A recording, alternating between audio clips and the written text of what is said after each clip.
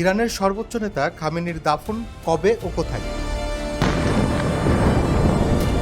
যুক্তরাষ্ট্রের হামলায় নিহত ইরানের সর্বোচ্চ নেতা আয়াতুল্লাহ আলী খামেনিকে দেশটির পবিত্র শহর মাশহাদে সমাহিত করা হবে। ইরানের দ্বিতীয় বৃহত্তম এই শহর হচ্ছে খামেনির জন্মস্থান। ইরানের সংবাদ সংস্থা ফার্স মঙ্গলবার এ তথ্য জানিয়েছে। তবে খামেনির দাফনের সুনির্দিষ্ট কোনো তারিখ এখনও প্রকাশ করা হয়নি। মাশহাদ শহরের ইমাম রেজা মাজার কমপ্লেক্সে আয়াতুল্লাহ আলী খামেনির বাবার সমাধিও রয়েছে। দাফনের আগে রাজধানী তেহরানে খামেনিকে শেষ বিদায় জানাতে বড়সড় আয়োজন করা হবে বলে নিজেদের টেলিগ্রামে ঘোষণা দিয়েছে ইরানের বিপ্লবী গার্ড। তবে তারিখ ও সময়সূচি সম্পর্কে এখনও ইরানের পক্ষ থেকে কিছু জানানো হয়নি।